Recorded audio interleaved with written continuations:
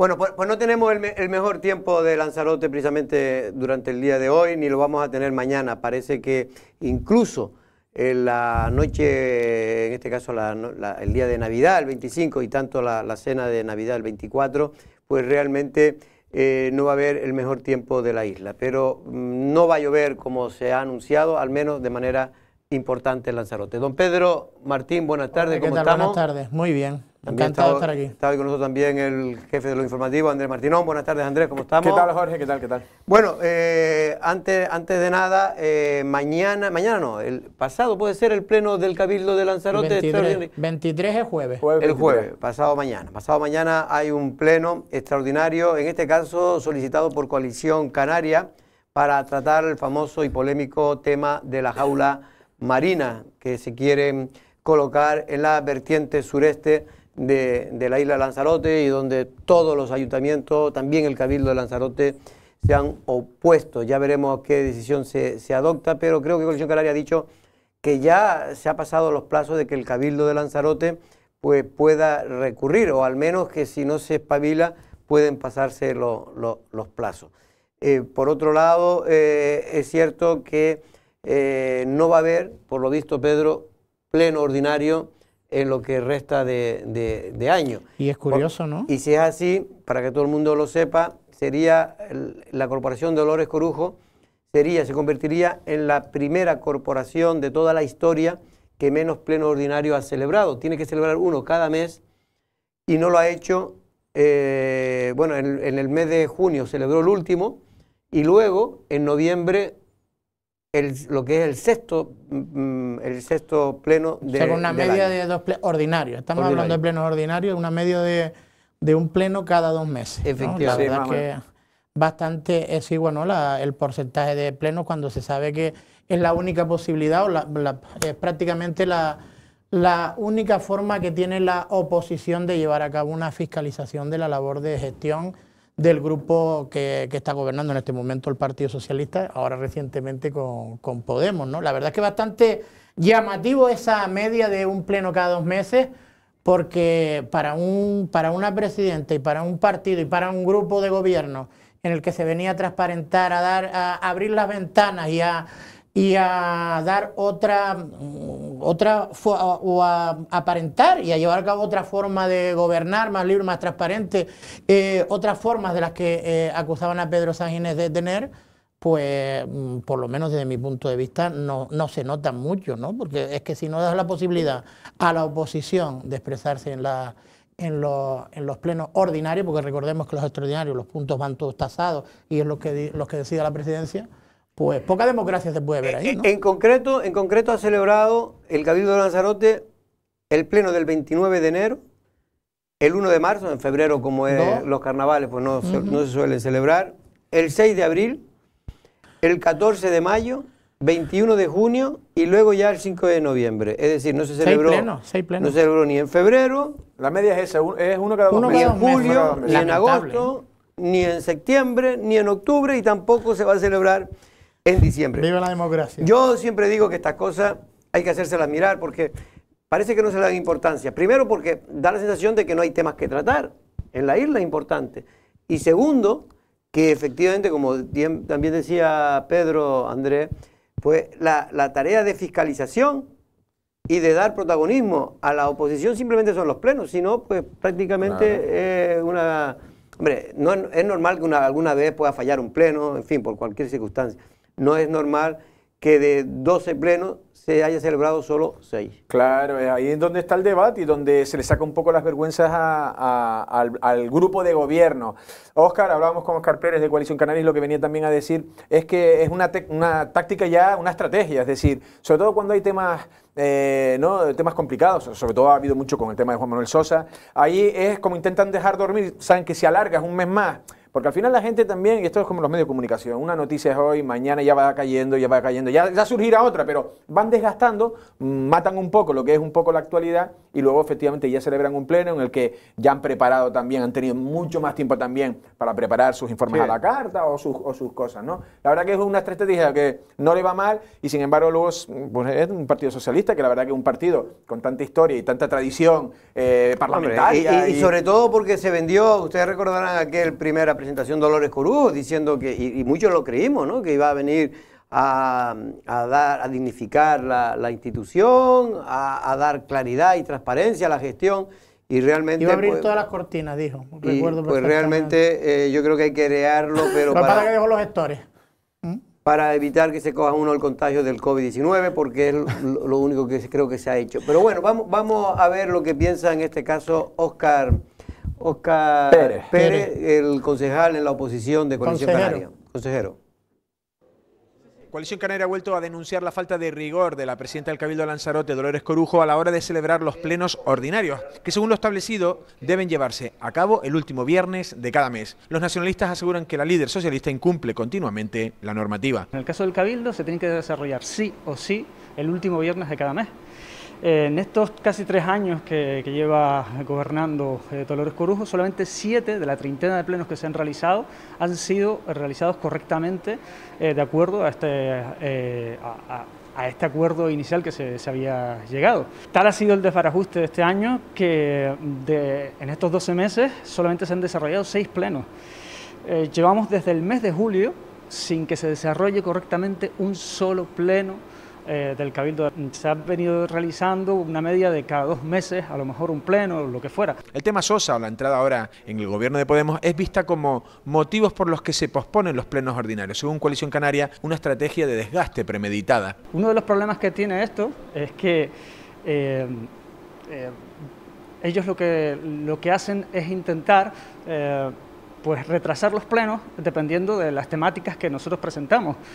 Si presentamos propuestas que no les interesa porque han hecho algo mal o porque no quieren que se sepa ciertas cosas o lo que fuera, pues simplemente retrasan el pleno hasta que esa historia pasa. Es algo muy sencillo, muy básico y parece una tontería, pero lo hacen sistemáticamente. El grupo de gobierno ha convocado para este jueves un pleno, pero es extraordinario. ¿Es lo mismo que un ordinario? Hay que diferenciar entre el ordinario y el extraordinario. El extraordinario generalmente nada más que lleva una sola temática. En el otro es donde los partidos políticos que están representados en el pleno pueden presentar propuestas y esas propuestas se llevan a debate. En los extraordinarios no se presentan propuestas. Entonces, ellos pueden estar sin realizar ningún pleno ordinario, sino realizarlo en un pleno extraordinario cuando a ellos les apetece o cuando necesitan sacar algo sin que exista debate. En definitiva, para Coalición Canaria la ausencia de plenos es muy grave, no solo en clave política, sino para el ciudadano en general, al que se le priva del debate sobre las cuestiones que atañan a toda la sociedad. Bueno, pues esperemos que en 2022 pues cambie la dinámica del grupo de gobierno y como tiene que ser. Oiga, es que además se puede llegar a cometer, y ya creo que ha sido condenado en este caso algún político, algún alcalde, ha sido condenado por no celebrar los plenos por prevaricación. Había un alcalde, no sé en qué sitio, pero sé que yo lo leí, que llevaba 8 meses sin celebrar un pleno y lo denunciaron y fue condenado por prevaricación. Es que ellos porque mismos, es un acuerdo aprobaron plenario. celebrar un pleno cada mes. Creo que es el primero o último viernes de cada mes. Ordinario y de extraordinario puede convocar, tiene la oposición la capacidad de pedirlo con X número de consejeros y la presidenta cada vez que ella decida. Pero los plenos que se aprueban en el órgano máximo que hay en el Cabildo, que es el pleno, pues tendría que ser, es de obligado cumplimiento, pero bueno, parece que la forma de actuar del Partido Socialista, como decía, yo es que estoy de acuerdo en lo que está diciendo Óscar Pérez, denuncia Óscar Pérez, no convocas pleno, vas aprobándolo por Junta de Gobierno y así por lo menos, como mínimo, te quitas ese posible peso que tiene la oposición y que te va a fiscalizar. Así no das explicaciones y vas gestionando. Mientras no se cometa o se pueda comprobar que cometes irregularidades, no hay nadie que te diga nada. Y después también se convierte Dolores Corujo en una de las presidentas, al menos con medios que yo sigo, que menos entrevistas concede, ¿no?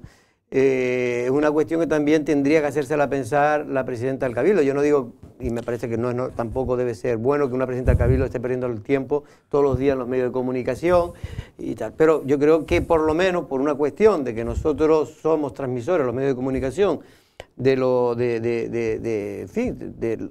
que el pueblo, de alguna manera, los ciudadanos... Es la única forma de que ella llegue al pueblo, claro, ¿no? Ella llega, pero con los comunicados oficiales. Pero eso, efectivamente, pues tiene una trascendencia poco...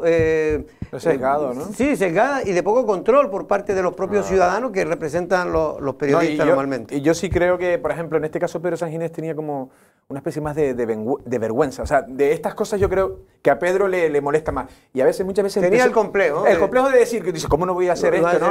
Y no solo, pero el PSOE no tiene complejo. El PSOE lo hace Bueno, el PSOE de Lanzarote, que no es igual que el resto del PSOE, me da a mí, ¿eh? No, pero en general el PSOE de Lanzarote siempre no ha tenido ningún complejo y ellos hacen lo que les interesa y el que le gusta bien y el que no también. Es la misma forma de actuar que tiene Dolores Corujo con el Partido Socialista, es decir, la mitad del partido. Creo que hay 4 de 7 agrupaciones que están con gestora, creo, estoy hablando de memoria.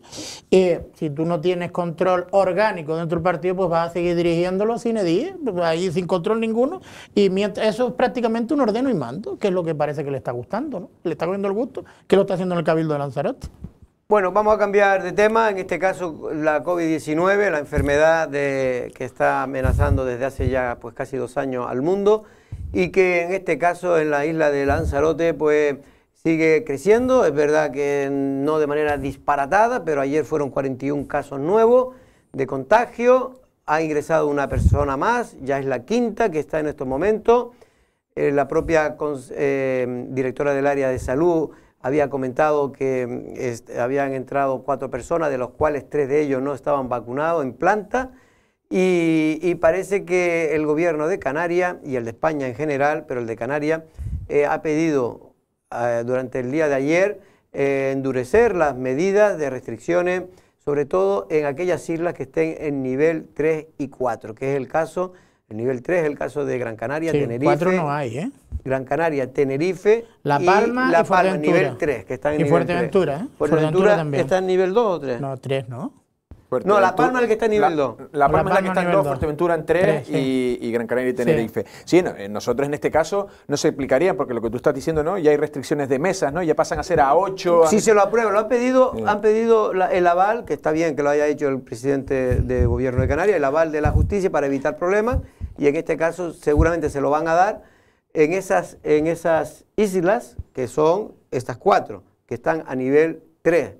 Gran Canaria, Tenerife, Fuerteventura y 2 La Palma. Y 2 La Palma. Y 2 La Palma. Sí, 3, 4 no. Sí, claro, es que ya llega. Y la verdad que, mira que yo quiero defender lo de la baja presión hospitalaria, pero efectivamente ya están llegando más casos a los hospitales, porque claro, ya de 460, van 470, ya van siendo mucha gente, pero es verdad que al final no te sorprende, que era el titular que te daba ayer Noelio Umpierres, y era ese, que al final son los vacunados, los no vacunados los que estarán más afectados, incluso algunos de unas edades a lo mejor no tan mayores, que se sienten fuertes, que se sienten que si viene la enfermedad no les pasará nada y acaban en planta. Es verdad que no están en UCI, pero bueno, esto nunca se sabe, esto pero también es la proporción. Es un tema porcentual, claro, si cuanto más gente haya afectada, pues más personas tienen posibilidad de tener problemas graves con el COVID. Bueno, tenemos precisamente a Amos García. Buenas tardes, don Amos. ¿Cómo estamos, doctor?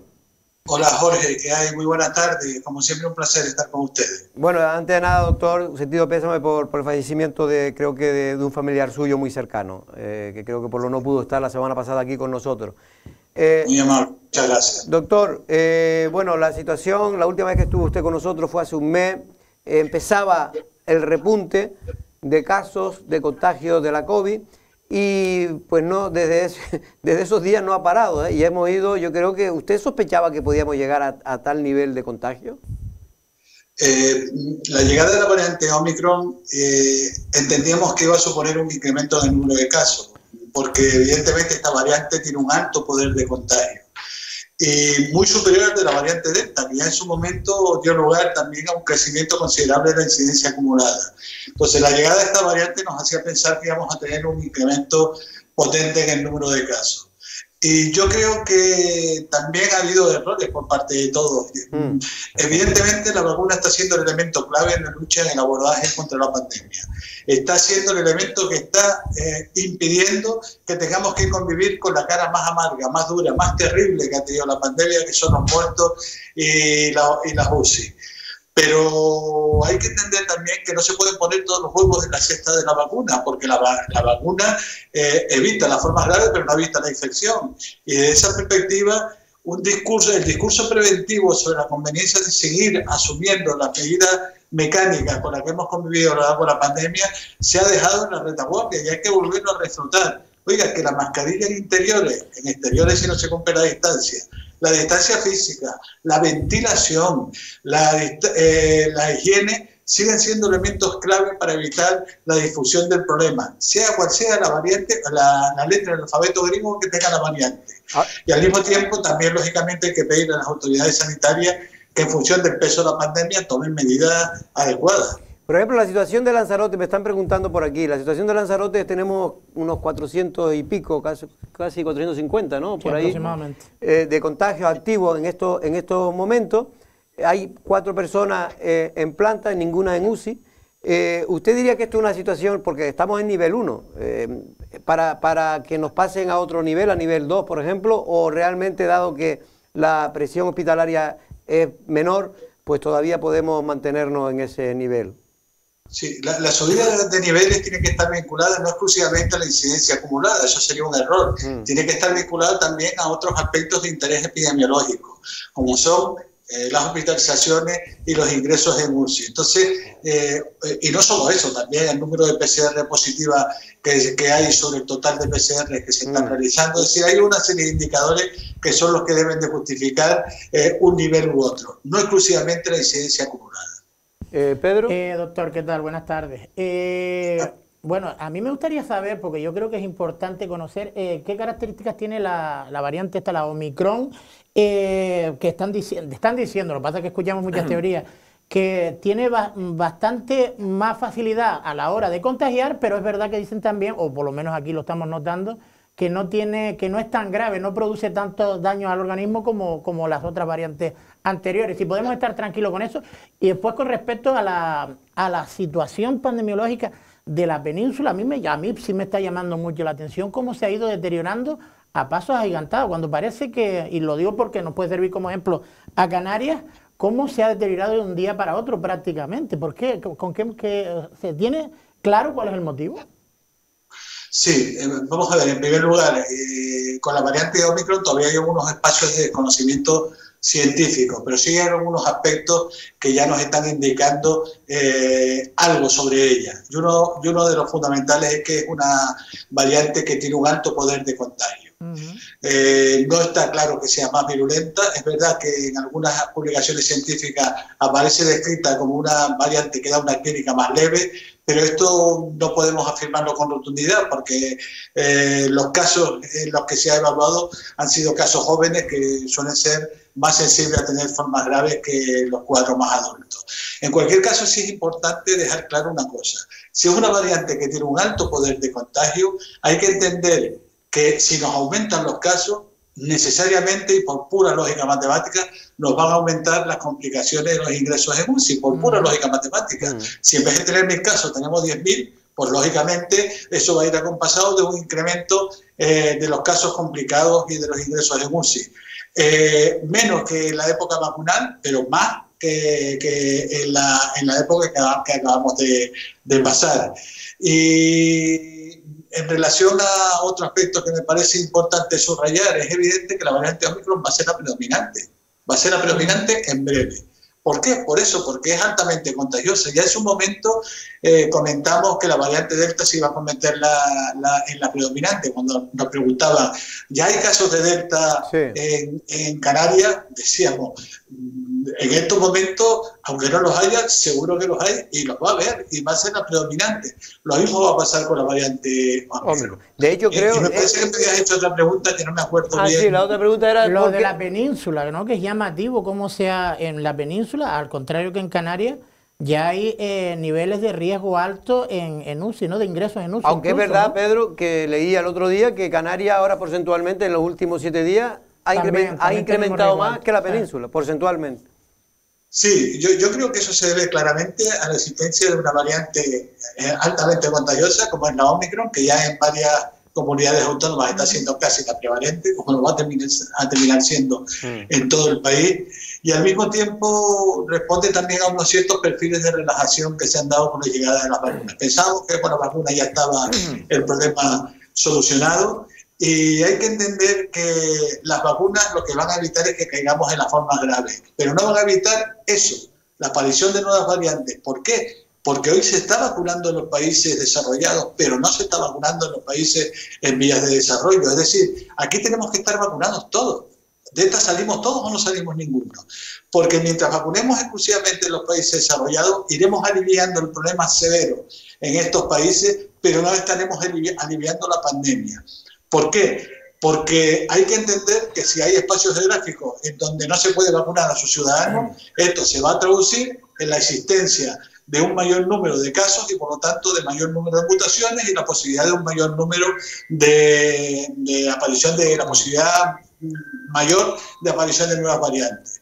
Andrés Martinón. Sí, buenas tardes, doctor. Mi pregunta va un poco relacionada, voy a cambiar un poco a la vacunación infantil. Me acaban de llamar, me han llamado para que mis hijos los lleve mañana a las 5:15 y los voy a vacunar. Yo no tengo problema. Pero el otro día tenía una pequeña discusión con un padre que no es negacionista, que nos hemos puesto las vacunas y sin embargo ya se muestra contrario. Nuestros hijos tienen 10 años. Ya empieza a hablar de cuestiones de que es un niño que no está formado, que ahora le ponen la Pfizer, que es de ARN mensajero, que hay una alteración genética, que se empieza a hablar de un futuro cáncer. Yo no sé si es alarmismo, ¿se puede explicar? ¿Podría usted explicarle a los padres que nos vamos a poner que es segura?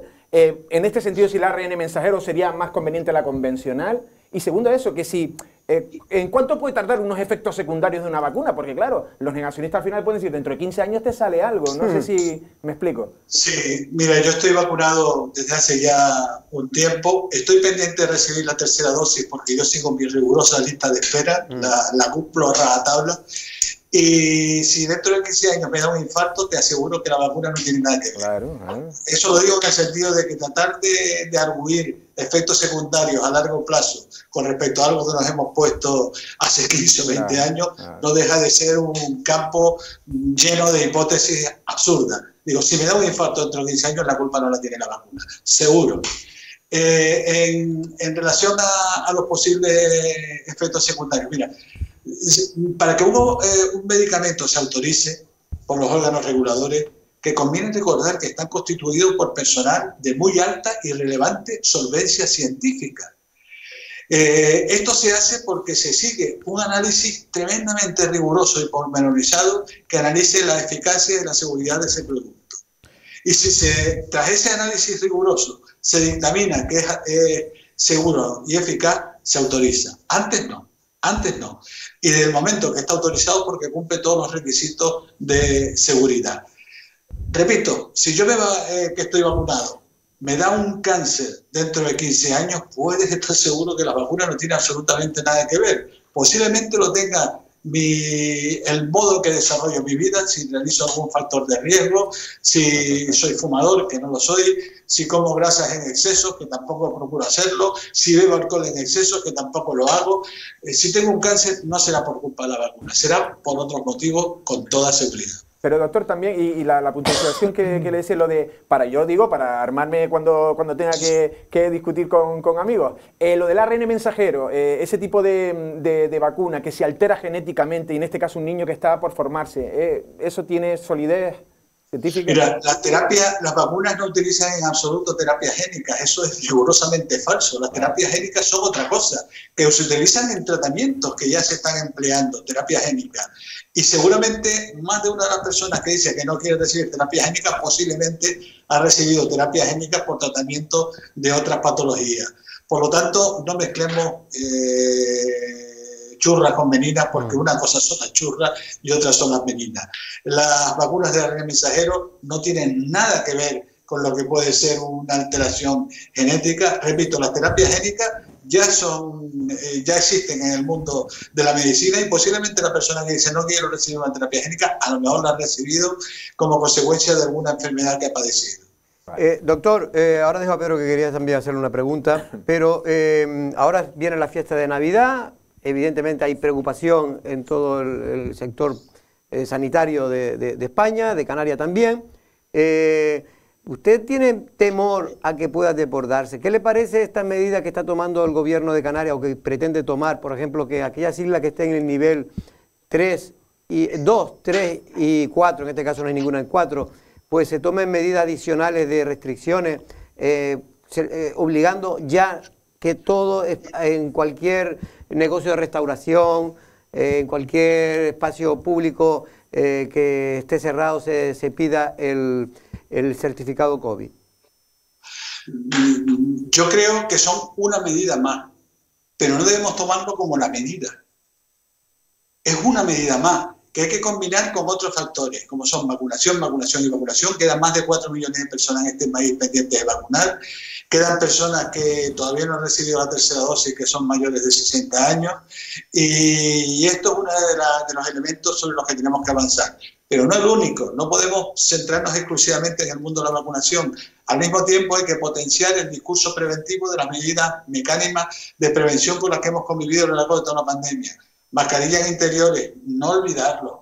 En exteriores también, si no se respeta la distancia física, ventilación, higiene, y pedirle a las autoridades sanitarias que tomen las medidas oportunas cuando el peso de la pandemia así lo exige. Una de ellas puede ser el certificado COVID. Una medida que por sí sola no es suficiente. Es una medida que además tiene algunos elementos que hay que vigilar, hay que evaluar. Pero repito, es una más de la medida, no es la medida. Pero doctor, si usted cogemos a usted opiniones que dio hace 8 o 9 meses y a otras muchas personas científicas y médicos, estamos casi entonces en la misma situación. Es decir, con medidas restrictivas, lo que están pidiendo ustedes son las mismas medidas restrictivas que pedían en las navidades pasadas, donde no estaba vacunado nadie. Esto llama un poco la atención, al menos a mí me llama la atención, ¿no? Porque yo creíamos que íbamos a estar un poquito mejor, ¿no? Con una característica muy diferente, y es que este año ya no nos morimos tanto como el año pasado. Ya este año no hay tantos ingresos de UCI como el año pasado. Si vemos las tasas de incidencia en este mismo periodo de tiempo en el año pasado, con valores mucho más bajos de incidencia acumulada que los que tenemos ahora, las cifras de mortalidad eran muy superiores a las que tenemos ahora. En estos momentos, con tasas de incidencia acumulada mucho más elevadas que las que teníamos en este mismo periodo de tiempo el año pasado, las tasas de mortalidad o las cifras de mortalidad o de ingresos de UCI son inferiores. ¿Por qué insistimos tanto en la necesidad de establecer determinado perfil de medida por el peso de la pandemia que está teniendo en estos momentos? Por una cuestión fundamental, y es porque hay que entender que en el contexto actual, a pesar de que el impacto negativo es inferior, si seguimos aumentando el número de casos, aunque sean con cuadros leves, a más casos, más posibilidades de ingresos en hospitales. Y nosotros lo que nos interesa fundamentalmente es salvar vidas. Pedro. Sí, doctor. Dos muy breves. Acaba de hacer declaraciones el presidente del Gobierno de Canarias avisando de que se avecinan unos meses bastante duros. Yo supongo que usted está en contacto directo con él. ¿Usted está de acuerdo? Y segundo, ¿qué espera de la conferencia de presidentes que se va, con respecto al COVID, claro, que se va a celebrar mañana? Sí, la verdad es que yo no tengo contacto con el presidente del gobierno. Yo pero creo bueno, que en cualquier caso, yo creo que las palabras que ha dicho son las lógicas, las razonables. Es evidente que advertíamos los profesionales que nos preocupaba mucho el puente de diciembre. El puente de diciembre nos ha estallado en la cara. Advertíamos que nos preocupaba mucho en función de la variante nueva que había aparecido y en función de cómo se estaba difundiendo el virus. Nos preocupaban mucho las cenas y las comidas navideñas de empresa, nos han estallado en la cara y ahora nos preocupa mucho la Navidad. Vamos a hacer un esfuerzo para que no nos estallen en la cara, pero va a ser muy difícil.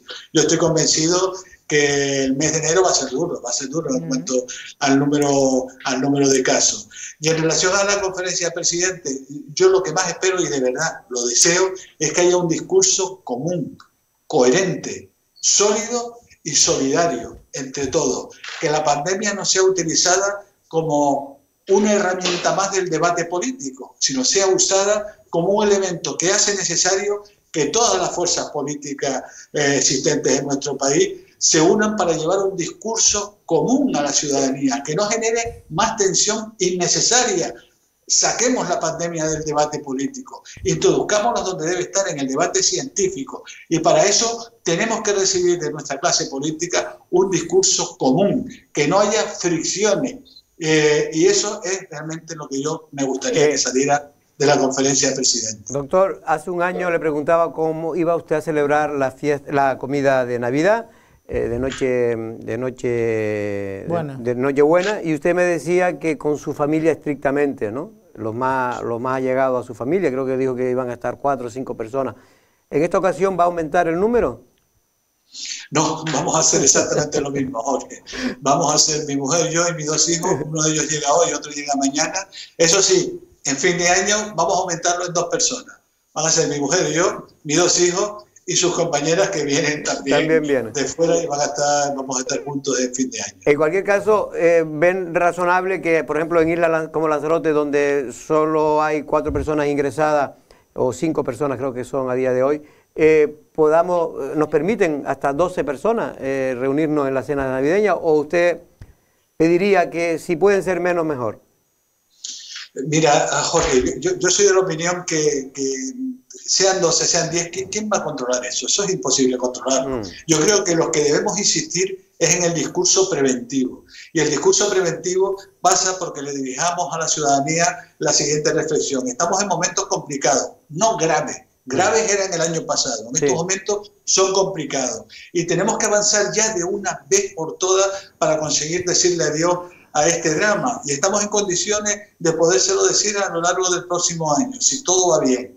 Por lo tanto, hagamos un último esfuerzo estas Navidades, huyamos de las muchedumbres, si nos reunimos que sea un número sensato de comensales en la mesa, no debería ser muy numeroso, que lo hagamos las cenas en espacios bien ventilados, que seamos conscientes de que si vamos a estar con familiares a los que no vemos desde hace tiempo, con los que no convivimos habitualmente, es conveniente que una vez que acabemos de cenar nos coloquemos la mascarilla y sigamos la de tertulia con ellos, pero con la mascarilla puesta, sobre todo si nos da por cantar villancicos.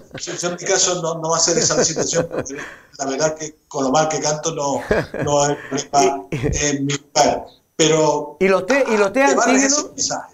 antígenos usted los recomienda? Que por cierto, se han agotado muchas farmacias, de que la gente 3 o 4 horas antes de entrar en la comida se haga un test. Vuelvo a lo mismo que había comentado antes, Jorge. Es una medida más, pero no es la medida. No nos creemos una falsa sensación de seguridad por el resultado que nos dé ese antígeno en ese momento. Es sin lugar un instrumento más que aportar a la situación, pero no es el único. Sí, hay que superponer redes de seguridad, ¿no? Para que cuanto más redes, efectivamente. Pues mejor. Por lo tanto, avanzar en la idea de que esto no lo soluciona una herramienta concreta, esto lo solucionan muchas herramientas, y sobre todo el esfuerzo solidario que debemos hacer todos. Desde el ámbito sanitario, el fundamental y el de máxima responsabilidad, y después el de la propia ciudadanía. Doctor, que pase usted de verdad una buena cena de Nochebuena, y en este caso desearle toda la suerte del mundo. Un abrazo. Igualmente, Jorge, un placer. Felices fiestas a todos ustedes. Bueno, hemos hablado con el jefe de sección de epidemiología de la Dirección General de Salud Pública del Gobierno de Canarias, el señor Amós García. Ahora vamos con, en este caso, Óscar Noda, alcalde de Yaiza.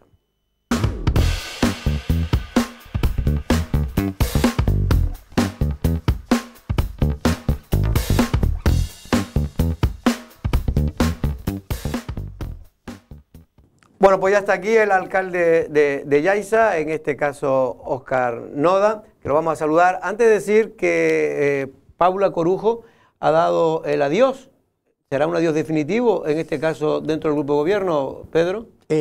Hombre, se supone que en principio como consejera no electa no hay más cupo, ¿no? Porque está en la consejera no electa que se ha nombrado por parte de Podemos, a la que le ha tocado la cuota de Podemos, y la del Partido Socialista, Alfredo Mendoza, que ha ido del Ayuntamiento de Recife al Cabildo de Lanzarote. Evidentemente ha tenido que decir adiós, aunque a mí me extraña que que se retire de la vida pública y política, porque todos los mentideros se habla de que puede terminar en el Partido Socialista. Dicen.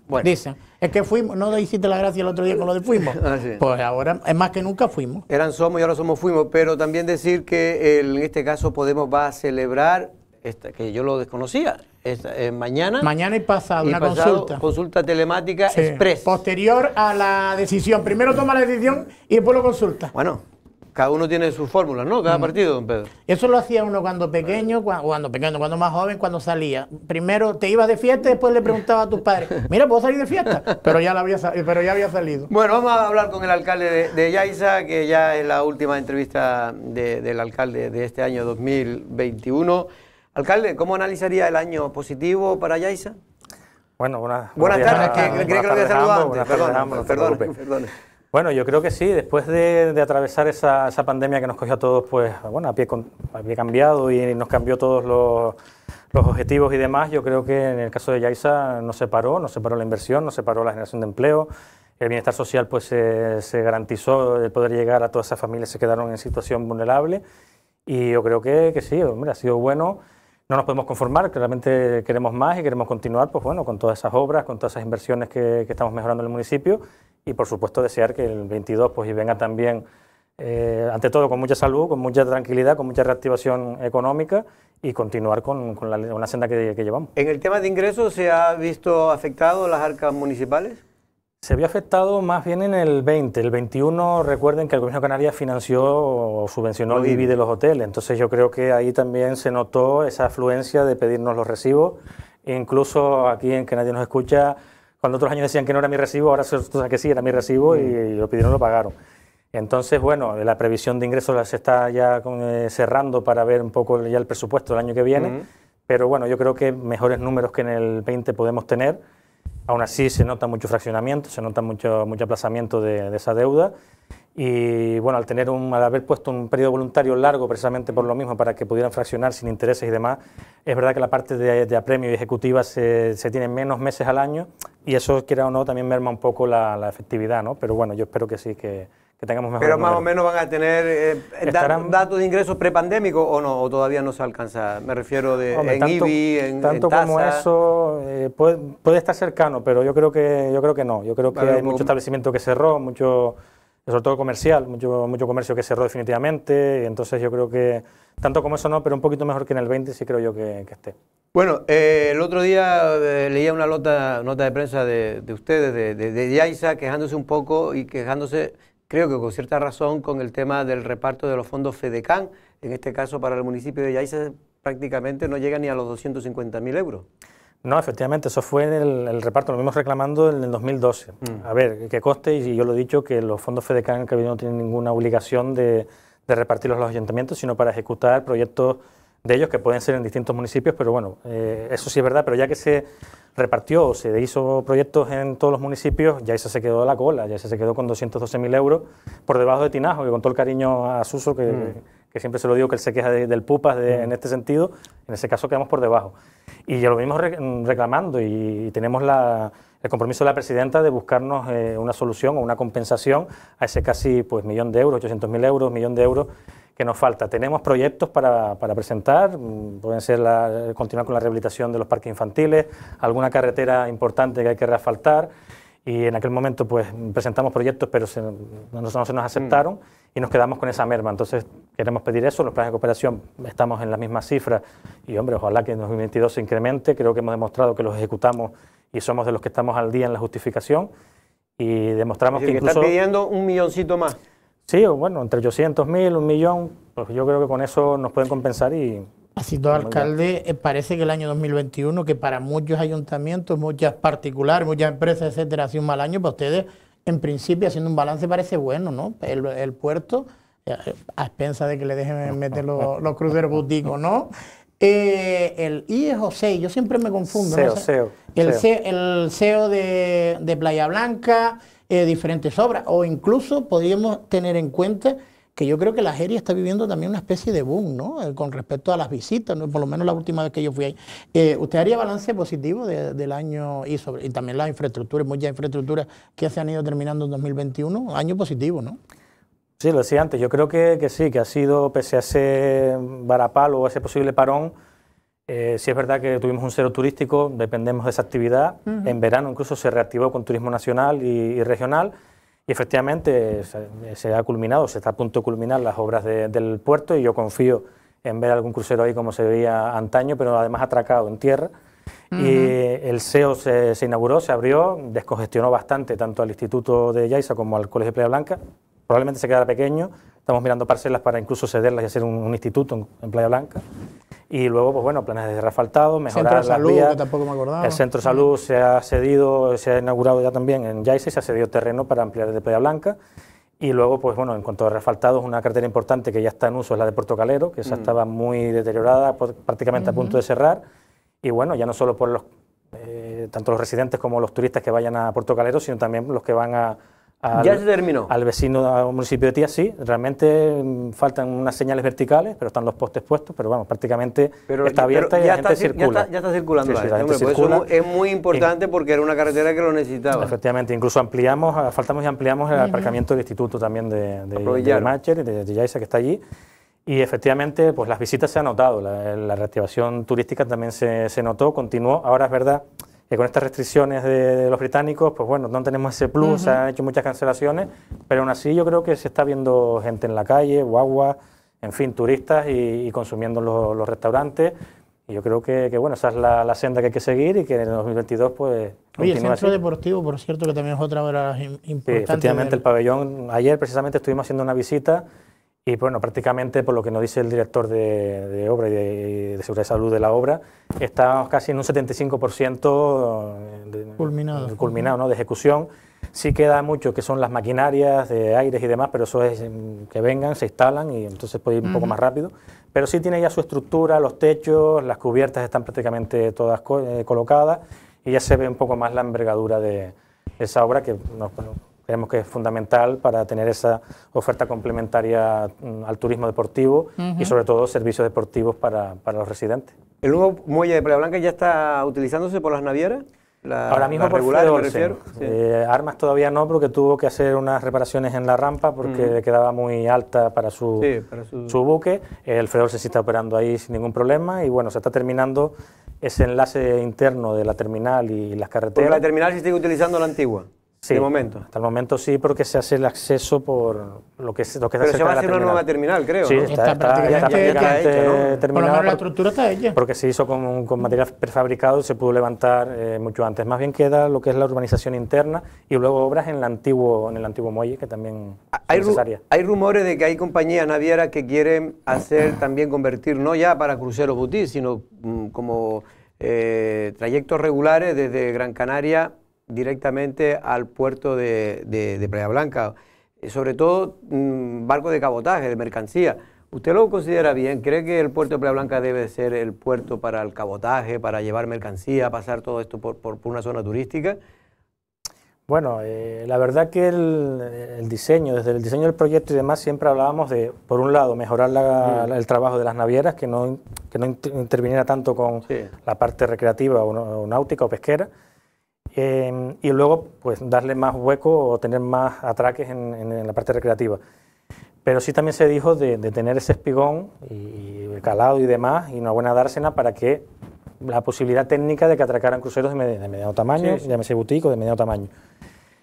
Bien, ahora por supuesto yo entiendo que... ¿Pero usted ha oído eso? Que hay compañías que quieren... Sí me ha llegado en diversas vías y demás. No, porque yo todavía no tengo una opinión formada, pero vamos, en principio no creo que sea lo mejor para la localidad el que estén camiones, sobre todo hasta que no se mejore todo el tema de acceso de Playa Blanca, claro, que creo que hay que desdoblar ya esa carretera. Sobre todo porque tenemos otro problema ya, independientemente de que vengan esos barcos o no, ya lleva un desdoblamiento la carretera por lo menos de Yaiza a Playa Blanca, ¿no? O sea, o de Playa Blanca a Yaiza, que incluso enlace con la otra vía de desdoble que viene de todo el eje insular, ¿no?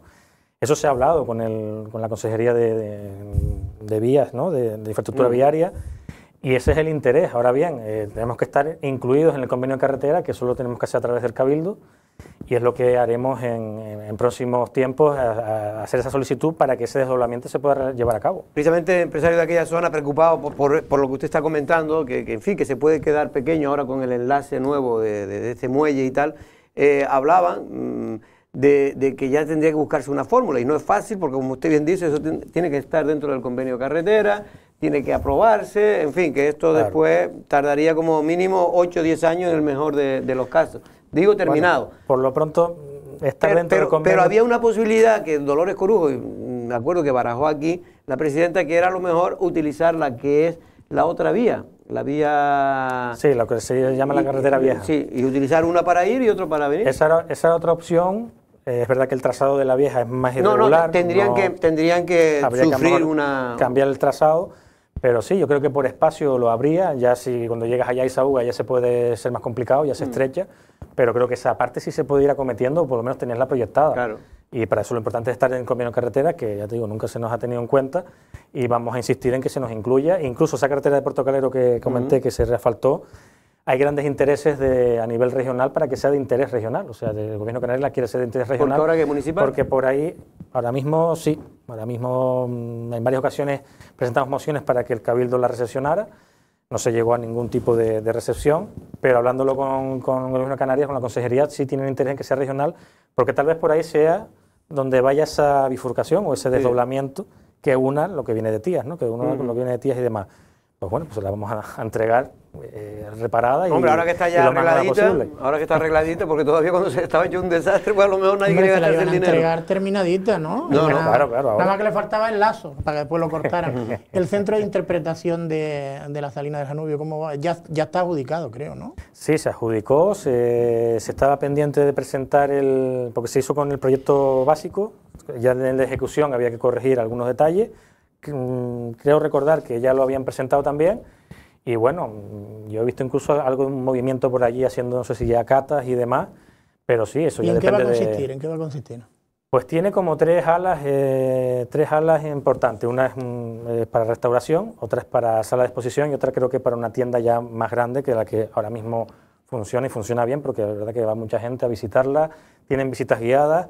Van a iniciar incluso la rehabilitación de 2 molinas que están al fondo, que es la que se ven, que la verdad que esos patrimonios pues, nuestro, es tradición, es muy significativo de esa zona, y creo que por parte de la familia Padrón se está haciendo un gran trabajo, y nosotros, pues bueno, todo lo que sea colaborar en cuanto a esos trámites, se ha colaborado con ellos, porque no deja de ser un punto de visita más, no deja de ser un punto destacado, y vivimos del paisaje también, aparte del paisaje que se forman las salinas, la actividad industrial, o en este caso minera. Ellos también están luchando para que sea más agrícola, ¿no? Que tienen mejores subvenciones y mejores prestaciones a la hora de poder trabajar con ellos, y la verdad que yo creo que al final va a ser un punto de obligada visita, y pues para promover turismo, desde luego. Por cierto, hablando desde el punto de vista agrícola, sigue siendo el tema pendiente, aunque hablábamos antes, te comentaba que la Jeria pues está siendo un punto de referencia más de lo que era antes, porque yo por lo menos veo mucho. La Jeria nunca ha estado mejor. Sí, nunca ha estado mejor, pero sigue sin ordenarse. Es lo que iba a decir, a pesar de que no tenemos todavía un me da plan a mí que de se va a ordenación. terminar la legislatura y se va a seguir sin ordenar. Es una lástima, porque ya digo, yo creo que en ese sentido Yaiza, con el plan general dentro de sus luces y sombras, lo que se intentaba era actualizar un planeamiento, una herramienta fundamental para poder sobre todo saber lo que se puede, no se puede, regular y facilitar ciertos trámites, porque recordemos que las casas no tienen agua, no tienen luz. Yo tengo visitas cada 2 por 3 diciendo que cuando se va a poner la luz y el agua. Hay inversores que quieren hacer incluso como un turismo más rural, que eso creo que es importante, además rehabilitando el patrimonio, es decir, las casas antiguas, bodegas y demás, rehabilitándolas y poniéndolas en uso con un uso más rural y sostenible, que es lo que estamos buscando. Pero claro, falla tal vez ese planeamiento actualizado para poder agilizar, y bueno, son inversiones que al final se pueden perder, y sobre todo son infraestructuras que al final terminan cayéndose, y por supuesto la Jeria creo que es un paisaje único. Pero usted cuando habla con las autoridades, tanto del gobierno de Canarias como la propia presidenta del Cabildo, que sé que de vez en cuando ustedes hablan, no le plantea cuál es el problema, porque es que lo que no sabe nadie, cuál es el problema para que no salga el plan especial de la Jeria. Es que nadie te da una razón. No sé si a ustedes se la han dado. Una razón como tal, digo, no. El sector, el otro día teníamos aquí a Víctor Díaz, que es el presidente de la denominación de origen de Lanzarote, y decía que no le dan ninguna explicación. Yo, por supuesto, este tema lo trato incluso en asambleas o plenos del Consorcio del Agua, precisamente para pues, ver el tema del agua, ¿no? Para poner el agua y demás. Y bueno, que sí, que está ahí, que se está estudiando, la electrificación, pues falta una segunda fase, faltan informes, faltan más cositas, pero una razón como tal no la sé. Yo creo que es cuestión de sentarse. Por supuesto, nunca va a llover a gusto de todos, eso ya digo, con el plan de ordenación. Pero es que usted sabe, pero que el plan especial de la Algeria se aprobó y fue suspendido después en los tribunales, pero no por el plan de lo que afectaba precisamente a la Algeria, sino era porque en este caso, unos señores privados que creían que tenían que darle mayor posibilidades a sus viviendas, sí, de edificación y tal, pues protestaron porque no se les daba. Pero no se metía contra el resto. Ellos lo que decían es que el problema, de ellos, la parte que se anuló... Era la parte de Tinajos, ¿no era? Era la parte de Tinajos, la parte que no tiene que ver nada con la Algeria. Lo que es realmente incomprensible, porque eso, como usted bien dice, eso es lo que está ahora perjudicando. Por cierto, el otro día fui alcalde al Golfo. Me encanta ir de vez en cuando los fines de semana al Golfo. Y realmente, bueno, aquello está muy bien, el pueblo está, la verdad que está limpito y tal. Pero después están con el problema, y me decía, me acuerdo que uno de los restaurantes, pero si coges al alcalde, a Óscar, que proteste, a ver qué pasa, porque, oiga, llevamos ya, pues va en febrero un año con el socavón. En febrero un año. Sí, efectivamente, lo traté en este caso con Alfredo Mendoza en la reunión del otro día. Es algo que se tendría que haber solucionado ya, incluso se declaró la urgencia. Yo lo que le he planteado es que se traslade la carretera un poco más atrás, que se busque una zona pues firme a través de catas y demás. Ya se hizo la otra vez, cuando pasó algo similar un poco más adelante. Y yo creo que para poder conservar y poder utilizar hay que actuar, y yo creo que esa hubiese sido la forma más rápida de hacerlo. También descubrieron que hay otras zonas más adelante que pudiera pasar lo mismo. El mar va a seguir batiendo, el mar ahí es un mar fuerte, va a seguir batiendo. Entonces yo creo que cualquier relleno o cualquier cosa al final va a ser pan para hoy y hambre para mañana. Pero sí hay que buscar una solución ya, porque es un anillo importante que el turista lo hace, se para, el camino ese es precioso, yo creo que se hizo en su día, precisamente corriendo el riesgo que usted está ahora diciendo, por eso se está... Pero porque creo que antiguamente no era tan pegado, sí, siempre fue así, cuando era la carretera vieja. En la zona de los hervideros, sí. el tramo de asfalto que hay ahí, por donde la gente va caminando, esa era la antigua carretera. Bueno, yo era chinijo, yo me acuerdo de tierra, cuando era de tierra. Y pasabas por ahí y tú veías los hervideros, todo eso se trasladó luego más atrás. Más arriba, por eso digo que se ha ido trasladando más arriba, y yo creo que para mí, según me comentan constructores, es la solución ideal. Oiga, construir, sobre todo donde ellos consideren que puede haber peligro de desprendimiento, pues por lo menos echarlo pues unos metros, ya eso lo tendrán que decir los técnicos, no somos nosotros. No, por supuesto. Lo que tienen que decir cuánto, si 10 metros o 40, eso lo tendrán que decir los técnicos. Pero lo que no me parece inconcebible, porque usted suponga, alcalde, y me decían esa pregunta que se la dijera a usted, pero dándole la patada a usted, pero para que usted se lo dijera a los que tienen de carambola. Sí, decía, pero hombre, si esta fuera la única carretera que tuviera el Golfo, ya estaría arreglada, Ya. Ese es un poco el hándicap, que ya que se declaró la urgencia, lo que no entendíamos era por qué no se buscaba una solución inmediata, porque ya digo, incluso pruebas deportivas de índole, llámese Ironman 70.3, es una zona de especial interés para rodajes publicitarios, que le da promoción a la isla, películas y series que pues, me consta que van a venir. Probablemente es una zona muy transitada y muy demandada en ese sentido, y no se ha podido usar. Yo creo que, hombre, se podría haber buscado esa solución desde un principio, y tal vez Costas tampoco tuviera tanto que decir, tal vez más medio ambiente el Cabildo, pero bueno, yo creo que al final no se va a hacer nada de ninguna locura, sino es para un tránsito, seguridad. Yo, sabiendo que está el PSOE gobernando, sabiendo que está el señor ahora Mendoza, y sabiendo que tienen influencia el Partido Socialista en la Dirección General de Costa para buscar una solución, a mí se me hace muy complicado, sinceramente, entender por qué ha tardado tanto la presidenta del Cabildo en buscar una solución, porque es verdad que no era fácil, lo intentaron, lo hicieron por emergencia, se les cayó el proyecto porque Costa creo que puso algún tipo de pega, ¿no?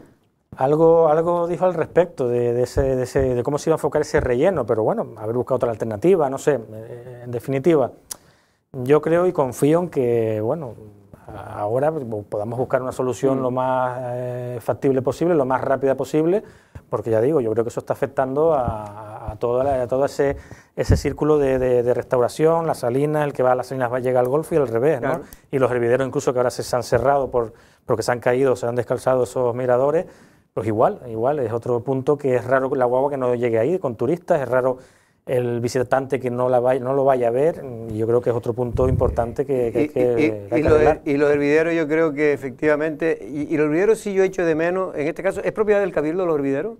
Lo que es está dentro del parque natural, sí, ahí realmente, bueno, por lo menos el órgano gestor sería medio ambiente. Lo digo por mantenimiento, no sí, nada más, porque allí no hay centro. No hay centro, no, porque no. A veces he hecho, no sé si es porque cuando he ido yo, pero sí hay gente que encima pues orinan allí en las esquinas de los huecos y tal.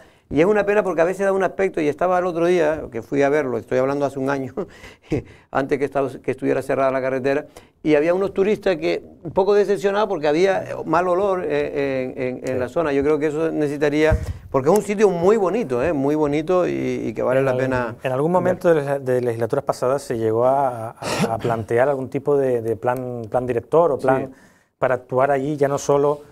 Efectivamente, se llaman unos baños. Sí, yo sé que está en la zona que está, pero bueno, seguramente hay soluciones y tecnologías nuevas para poderlo conseguir. Pero también en adecentar, reforzar esas sendas, porque se va descalzando. Lo que ha pasado ahora, se caen los miradores. Es verdad que nos ha llevado un cierto mantenimiento y ya digo, nosotros por financiar o colaborar sin ningún tipo de problema, porque sabemos que es un sitio muy transitado y prima la seguridad ahí. Bueno, son las 3:10. Última pregunta, don Pedro. Yo supongo que después tú le vas a preguntar por el tema de las jaulas marinas, sí, pero el tema del otro centro de interpretación, que es el del camello, ¿no? Que también se va a llevar a cabo. Sí, efectivamente, una parte, unos 250.000 euros nos ha financiado el Gobierno de Canarias a través de la Consejería de Turismo e Industria y demás, con una subvención nominada, la hemos pedido, nos la han otorgado. El resto, hasta llegar a casi los 600.000 euros, 500 y poco, finalmente se adjudicó, lo pone el ayuntamiento, y escoger la casa Celedonio, la casa actual de Celedonio, restaurarla y además ampliarla hacia atrás en casi unos 300 metros cuadrados de salas, de exposiciones y demás. Y recuerden que también ese proyecto se presentó en unas jornadas del camello hace un par de años, también se presentó aquel proyecto de hacer rutas guiadas por la Jeria, precisamente, con un poco más de calidad, con un turismo un poco más selecto. Y el punto de salida era de ahí, y incluso el punto de venta y demás. Entonces, bueno, yo creo que también al sector que lo está atravesando bastante mal, más bien lo que reclaman es esa revisión de tarifas, que confío en que el Cabildo pueda solicitar la convocatoria de ese patronato, está en los estudios económicos ya enviados y demás, pero creo que tener ese centro de interpretación donde la gente visite, conozca la historia de la figura del camello, creo que es importante para el municipio, para el sector y para UGA en este caso. No, ahora me estaban recordando que el otro día estuvo aquí Benjamín Perdomo. Y bueno, es una idea que yo no creo que esté desacertada. A veces dirá gente que bueno, que él decía de cobrar un mínimo, pero mejorar el tema de los hervideros. ¿Te lo comentó? Sí, él decía, porque yo creo, sinceramente, muchas veces no nos damos cuenta del valor que tienen las cosas, y nosotros va uno todos los días y bueno, lo ve y lo ha visto como siempre. Pero aquello sí se hace, yo creo que una intervención, oye, que se gaste allí, no sé, porque se tenga que gastar 1 millón de euros y se hace una cosa mejor, con baño y cobrar un mínimo simplemente para pagar a lo mejor a una persona que esté allí cuidando aquello un poco, ¿no? Que haya un vigilante al menos. Yo creo que cuando se hace una actuación de mantenimiento y se tiene esos servicios tipo el baño, tipo unas sendas que ya pues, sean más seguras de visitar y se cobre algo aunque sea simbólico, algo mínimo, creo que se revaloriza la zona y al final ese dinero se invertirá en mantenerlo. Entonces yo ya digo, es bastante transitado, hay mucha carga de turistas, de visitantes, y yo creo que sí se debe hacer alguna actuación de mantenimiento severa. Estas cosas, lo digo porque estas cosas ahora lo decimos, lo dice el alcalde, y parece que tal, pero cuando están hechas y se ve la mejora es cuando todo el mundo dice, hombre, menos mal que se hizo y se acierta. Normalmente suele ocurrir. Nos tenemos que ir, pero sí, como decía Pedro, era el último tema que tenía aquí, jaula marina, al final sabe algo, en Yaiza por lo menos no se van a instalar. No, vamos a ver. Ahí en la costa de Yaiza, por lo menos. Sí, ahora la costa que se está barajando es... La que está utilizándose es esa. No, pero a partir de ahora creo que ya no, cuando termine la concesión... se plantean más hacia, bueno, Tía, San Bartolomé, Arrecife. Entre Arrecife y Los Pocillos me dijeron a mí, más o menos. Sí, pero a lo que vamos con aquellas declaraciones era... Mi madre, la pobre, para descansar, siempre lo decía, lo que no quieras para ti, mi niño, no lo quieras para nadie. Entonces, eso es lo que nos dolió, a mí me dolió, porque llevamos tiempo batallando con las jaulas que están en Playa Pero Quemada. porque usted se mosqueó con San Bartolomé, pero porque San Bartolomé dice que era mejor donde estaba. Bueno, con tono más bien. Sí, porque, bueno, según las declaraciones en la nota de prensa, si no... Pero haberlas creo que corregido. Yo ya lo hablé Isidro con él. aquí, Isidro dijo aquí directo donde está Yo ya lo usted, hablé con ellos públicamente y- dice que le llamó a usted. Y lo aclaramos Estaban y tal. intentando yo- localizar.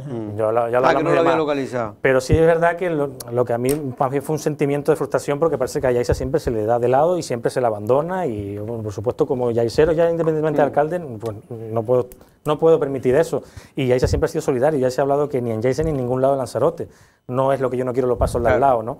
Y por supuesto creo que Ayuntamiento perjudicado como para haberme convocado a esa reunión en el Cabildo que no me llegó convocatoria, se me excusó, ¿Nunca le convocó? pero nunca me llegó Pero eso porque era una reunión yo de podría haber ido. socialistas, alcalde. Era una, o parecía. Lo desconozco, pero sí es verdad que no se me convocó. Estábamos con lo de Muparna, cierto es, con las jornadas de Sí. Muparna, pero bueno, estaba la concejala de Medio Ambiente allí, yo podía haberla dejado en cualquier momento y haberme acercado porque este tema me preocupa. De hecho, estaba la Cofradía de Pescadores de Playa Blanca y fue la que me fue informando de todo el asunto. Pero por supuesto, creo que en ningún sitio de Lanzarote debería estar esta actividad en el fondo marino. Otra cosa es que se haga, como hemos planteado, en tanques, en la costa y demás, porque creo que vivimos de los fondos, nuestra tradición es la pesca artesanal y al final creo que, ya digo, le hace mucho daño a nivel de contaminación del fondo marino y lo tenemos la muestra en Playa Quemada. El otro día me enviaron, alcalde, ya si nos tenemos que ir, porque me están echando, me mandaron una foto de otra vez nuevas colas, eso fue en el puente, en la época del puente este último, de la Constitución, de colas para entrar a Timanfaya. ¿Es verdad que esa zona, Timanfaya está en Yaiza o está una parte en Tinao y otra en Yaiza? Bueno, ahí estamos, Susi y yo peleamos en mover los lindes, a ver dónde llega, dónde no llega, ¿no? Pero siempre con cariño. pero lo que es la entrada... Hay una parte, la entrada sí puede ser más hacia Tinajo. Hacia Tinao. El echadero sí está en Yaiza, el echadero de los camellos. El echadero sí, eso según seguro. los Sí, planos antiguos sí. y planos y tal, creo que es así. Pero hombre, digo porque no sé si usted tuvo noticia de que grandes colas, porque se coincidió, y me estaban diciendo que no era como en verano, sino que era porque se impuso no, que yo creo que es un adelanto, el tema de las entradas. Previa. Sí, las entradas de esta a través Digitalizadas. digitalizadas, las entradas, que la claro. puedes hacer por internet, Ahora lo cosa que que se no va a hacer es la existía. cita previa para evitar eso. Efectivamente, y entonces pues ocasionó porque mucha gente no encontraba el móvil, no encontraba la aplicación, la entrada, y eso fue generando un problema. La gente que está allí también, pues tampoco son expertos en este tipo de cosas, me refiero los porteros, porque son, y en fin, que hay un proceso de adaptación, me decía en este caso Benjamín Perdomo que se va a solucionar en poco tiempo. hombre, ustedes saben que siempre ha habido problemas ahí con esas Sí, colas sí, y en demás, verano sobre todo. pero creo que con las tecnologías y bueno, al principio toda la implantación Sí. siempre lleva sus adaptación. momentos de adaptación, pero yo creo que puede ser una buena solución para que no se forme, sobre todo por la seguridad de los vehículos. De los vehículos. Pues, alcalde, nos tenemos que ir porque ya se nos ha acabado el tiempo. Muchas Muy bien. gracias. En este caso, esperemos que ya a principios del próximo año podamos otra vez estar aquí y hablar de los progresos que se están acometiendo en ese municipio sureño. Pedro, nos vemos. Desearle felices fiestas y una buena entrada de año y que tengan un buen año 2022. Bueno, igualmente para ustedes y para todos los que nos ven de casa. Y para los vecinos de Yaiza, que nos ven mucha Eso. gente. Nosotros no es una amenaza. Mañana vamos a hablar del gobierno. Buenas tardes.